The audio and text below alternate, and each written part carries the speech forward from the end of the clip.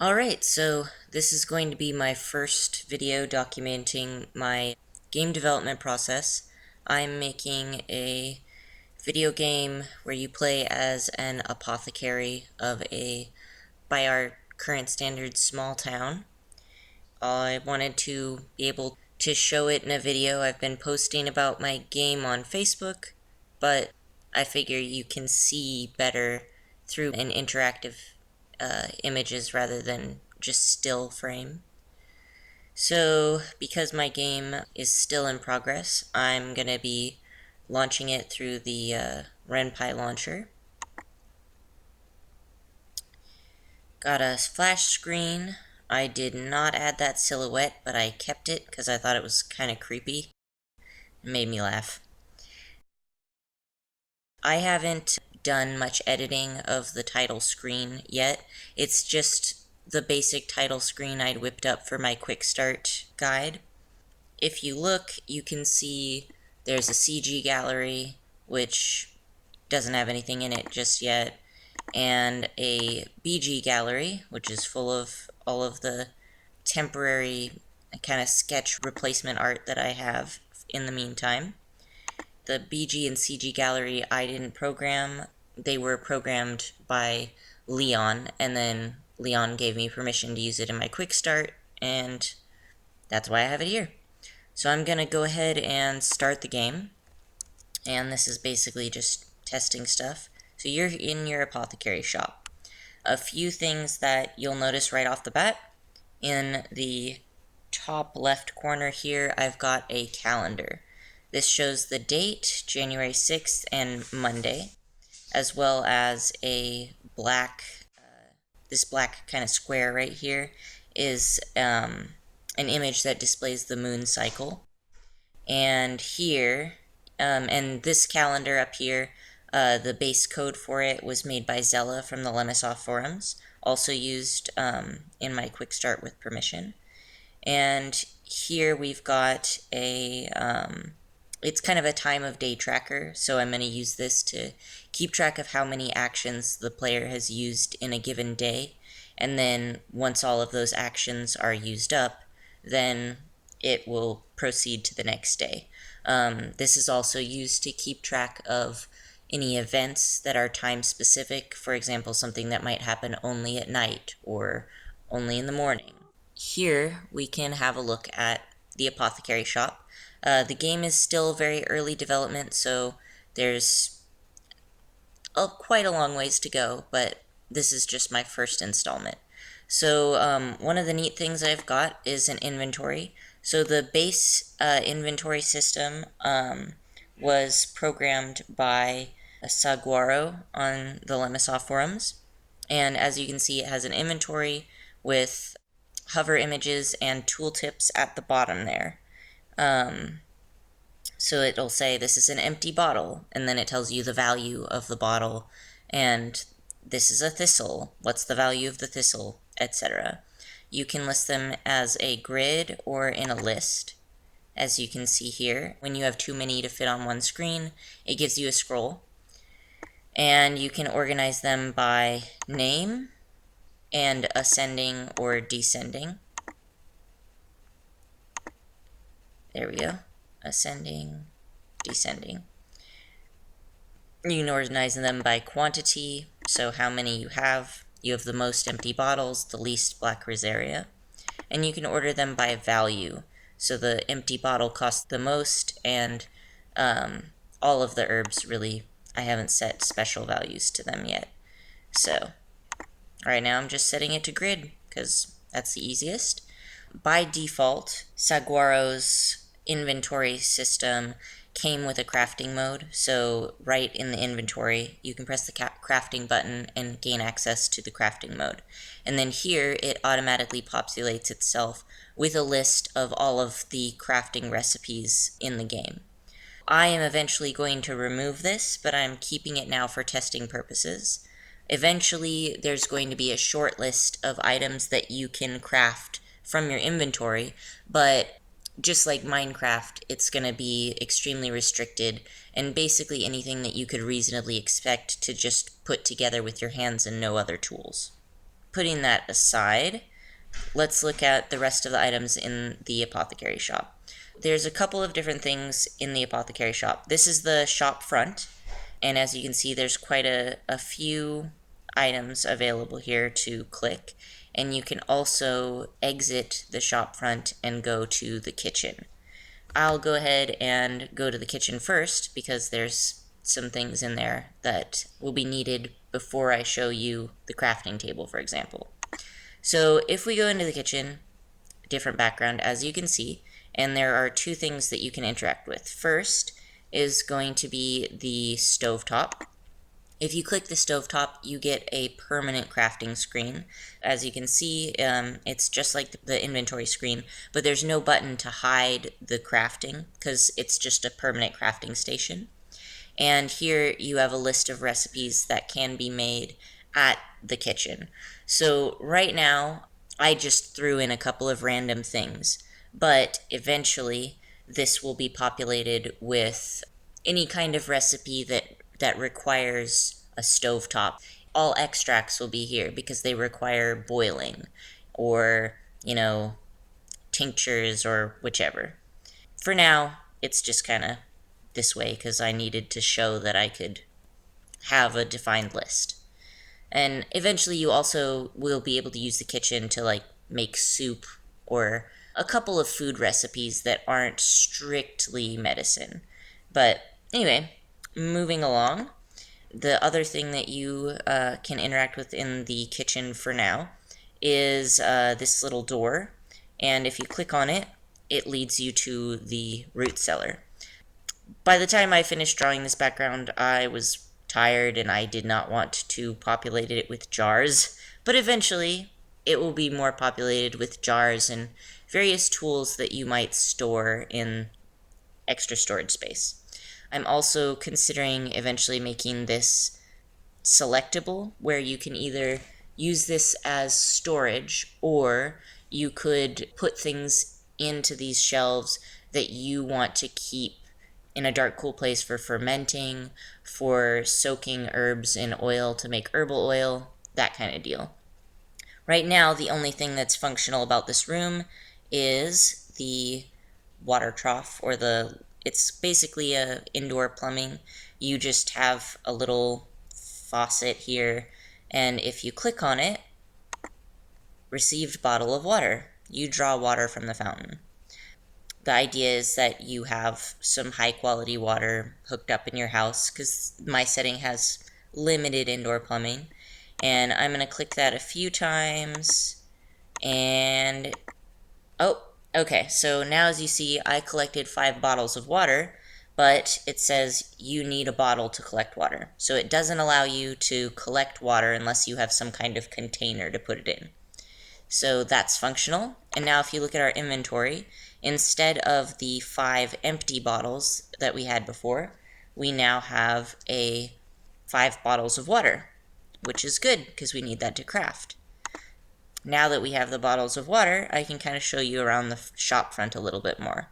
One of the main things about the shop front is right here. You can see we have a table, and this is a crafting table. Eventually, I'm going to make this into multiple buttons where you'll have a mortar and pestle on the table that can be used to crush herbs into powders. And then over here in the blank spot by the window, I'm going to put a drying rack where you can process fresh herbs into dried herbs. But for now, I've just kind of got a crafting table that allows you to do all those things. Or, well, not powders and dried herbs, but to craft. So anyhow, you open up the crafting screen, and as you can see, I have edited it a bit more. You have the same amount of sorting and different viewing, and then the tooltip's still there, but what's different is that you have these basically pages where you can see the balms, the creams, extracts, oils, infusions, salves, and tinctures. If you look at the extracts page, there are some things that we can craft, right? And the formatting is a little bit off. I'll eventually make this into a full screen crafting table. That way we have more space for longer names, but for now, whatevs, it works. So if we see here, we have 4 thistles, and you click on the thistle extract. It says crafted thistle extract, and now we have 3 thistles, where our bottles of water went down to 4, and we have thistle extract, which is worth more than bottled water and more than thistles, but not a bunch more. And that is because of the tiered crafting system. If you look through the pages, you'll see that most of these, like oils, for example, they don't have that button, right? You can't craft thistle oil. And that's because we do not have oil, the correct ingredient for it. The way the craft screen is programmed, it will automatically show these tiny pictures of whatever ingredients make up the item. And you can kind of see, but not really, that these ingredients here are bold, right? And that these over here are not bold. Items that you have in your inventory show up as bolded, and ones that you are missing aren't. So right now, this is not especially useful because I have not colored or done the final art on all of these images, but eventually, once I have finished art, you'll be able to just look and tell at a glance kind of what items make up each recipe and whether you have it. I'll probably make the bolded, I don't know, more flashy or whatever. In any case, this is the basics of the crafting screen. Other items that are in the shop front, obviously you can interact with the door. I'll show that last. If you click on these books over here, then you can see the Encyclopedia. The original Encyclopedia code, and I haven't modified it that much, but it was made by Human Bolt Diary from the Lemosoft forums. And what this does is it basically gives you this list of items here, and I'm going to program this to be like Medical Journal 1, Medical Journal Volume 2. It's various books that you will be able to collect. And then this is set so that some of them are locked if you haven't unlocked them, or in my game's case, eventually they're locked if you haven't purchased or found them yet.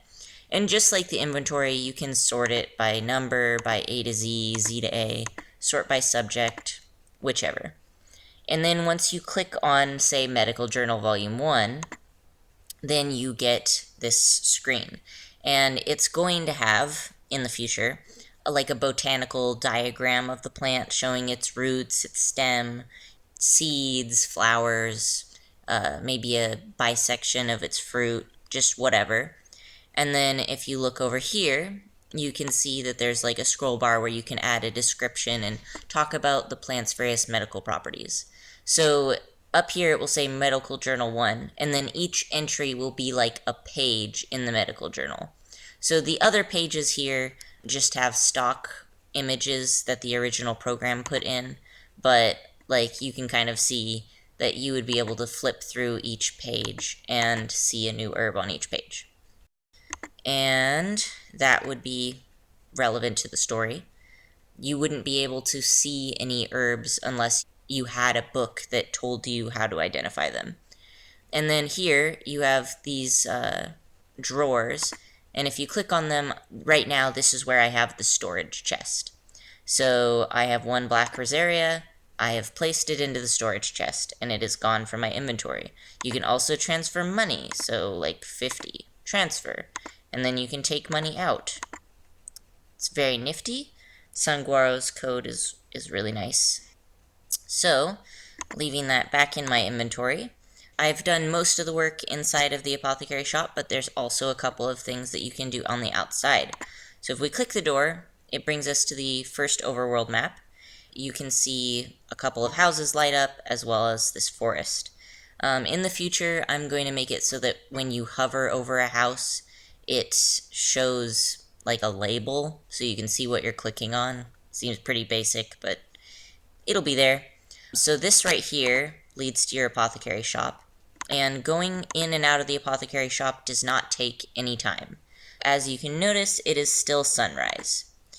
However, going into this place, which is the item shop, once you leave, it will take up a period of time. So this is just a generic shop. Right now, the only thing you can do, you click the counter, and it brings up the item shop page. And you can buy a couple of different herbs. We've got a couple like nuts here, some bandages, empty bottles so that you can get more water, a bottle of oil, that's useful, and some beeswax, also very useful for our purposes. You can get a couple of empty jars, some wine, and tins, and that will allow you to make tinctures, balms, and creams, respectively. Now that we have some new items, oh, you can also sell things, but if you notice, the bottle of oil is worth $3.75 if you sell it back, but a bottle of oil is $500 if you purchase it. So buying something from the shopkeeper, they won't just give you the same amount back. They deduct, because it's considered used, just like a regular shop is not going to buy things from you the same price that they would sell it. And you can see that when you hover over in the little tooltip at the bottom there. Going back, you would click the Leave Shop button, because the door there obviously leads into a back room, not outside the shop. And we can go back to our crafting table. You can see we can still craft some more types of extracts, and we can make a couple different kinds of oils. So if we want to make crown oil made with the crown flower, we have one crown flower, we have enough oil, click on this, you made crown oil.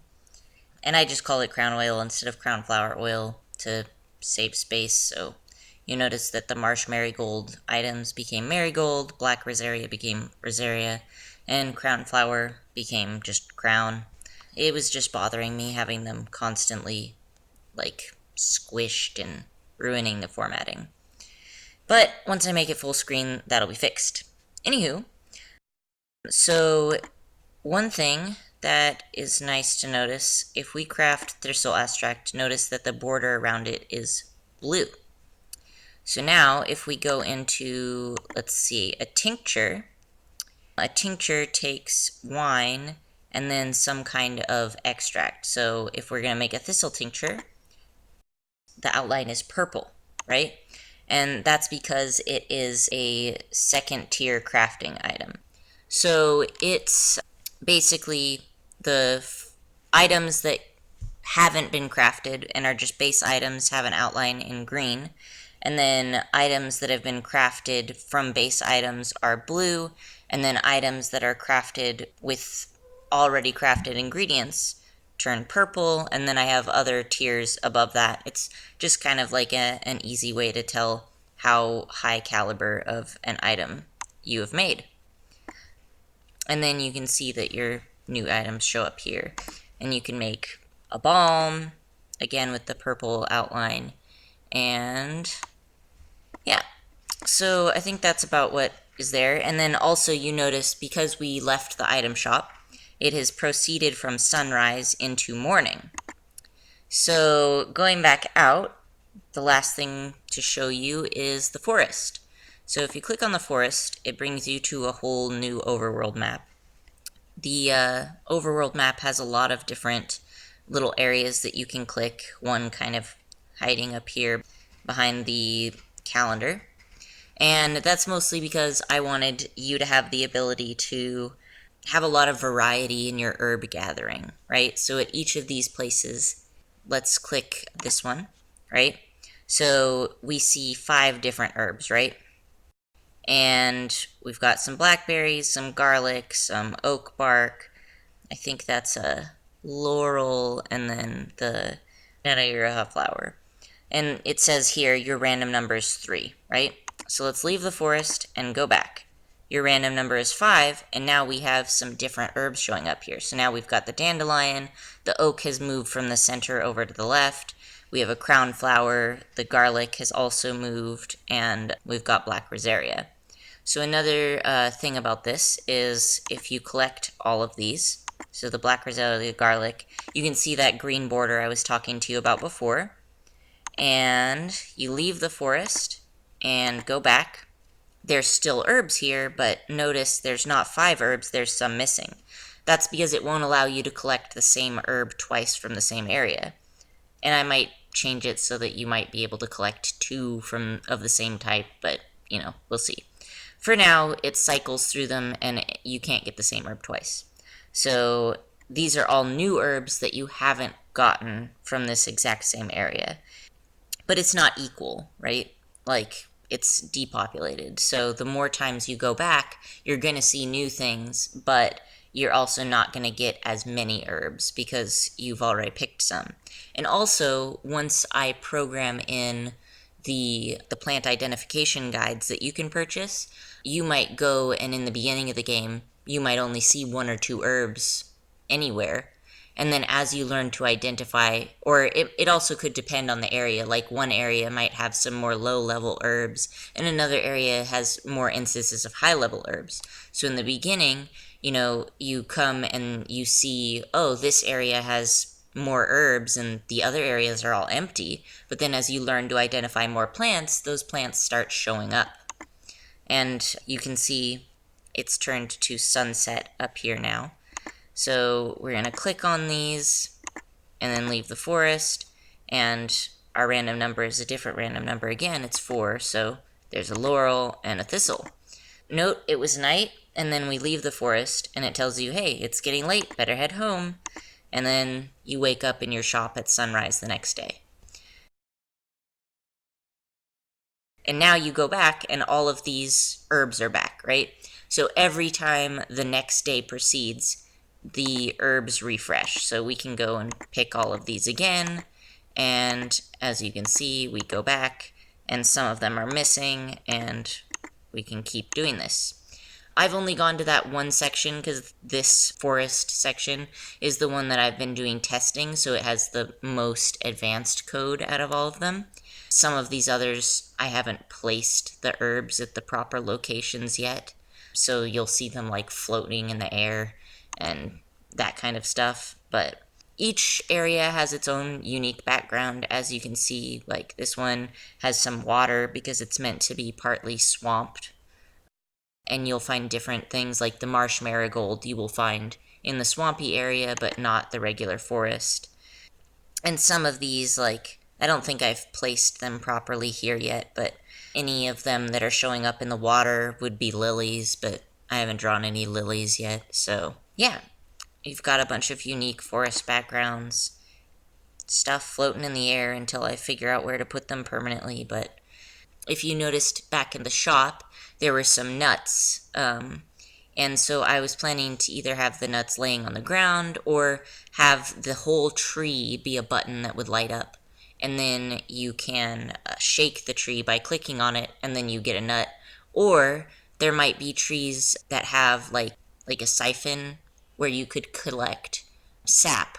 Or you might have some trees that would be able to gather latex, which is something that I'm excited about. But yeah, that shows the basics of what I have with the game so far. You can see since it's proceeded to the next day, it's now January 8th, and the moon is no longer a new moon, it is a quarter. And I'm just gonna keep on adding things, but I hope the video gave you a bit of a better understanding of where I'm at in game development compared to just a bunch of screenshots. Thanks for listening to me ramble and following my game development process.